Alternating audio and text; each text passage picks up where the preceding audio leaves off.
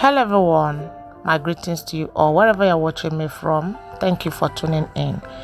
Our today's recipe is agidi, eko in Yoruba. I don't know any other name for this recipe. After washing the corn, we add it in a cooking pot and let it start boiling. Not cooking, we are not cooking the corn, only to allow it to start boiling like so.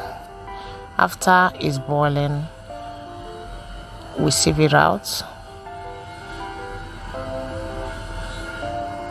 We don't allow the corn to cook. We are not cooking the corn.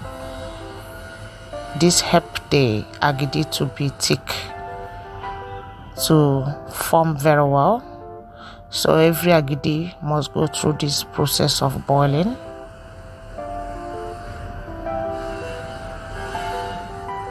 Next, we proceed in blending the corn.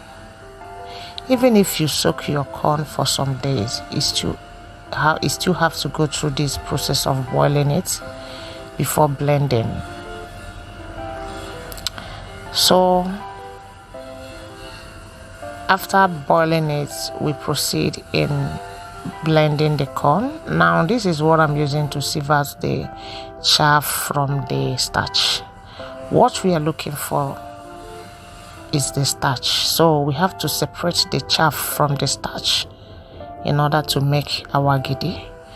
So blending it, you need much water. No water is excess, because after everything you're still going to remove the water from the starch. So enough water will help you to get the chaff very quickly, to separate it from the starch, like so, as you see me doing.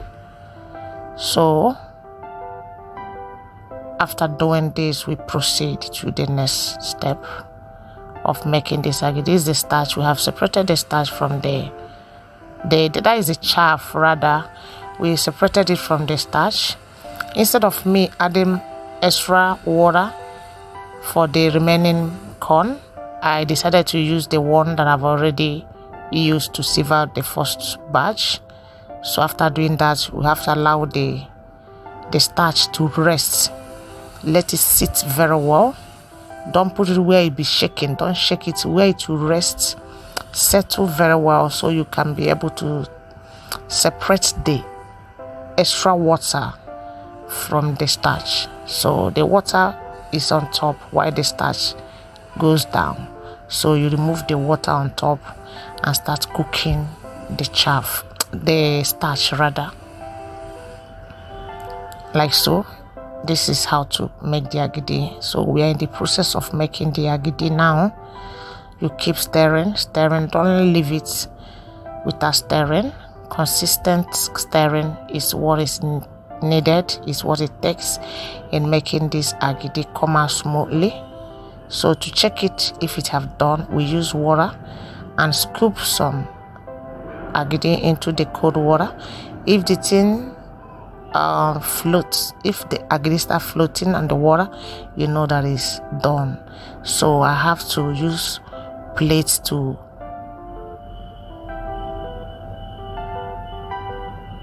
and the leaf. I use plate and leaf for the agidi. So no excuse for you. If you don't have leaf to make agidi, you can use your plate. You can use anything that is available for you. Once the agidi is done, transfer it into whatever you want. When the agidi is cooled down, is agidi. Whether the agidi is formed in the leaf or in a plate, all is agidi.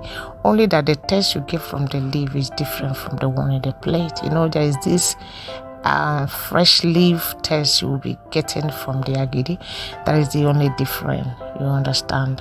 So I have folded the one in a leaf just to show you how you can wrap your agidi in a leaf.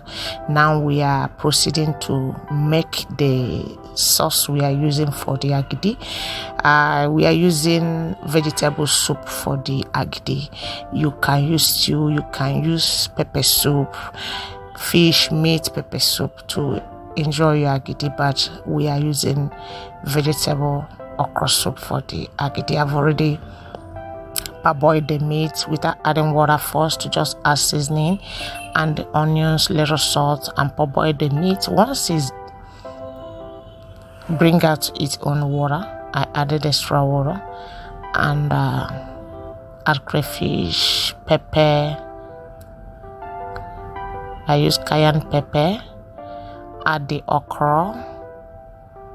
Add the ugu. I use ugu leaf. This is the agidi, the one I put in a plate. It's already dried. Look at that.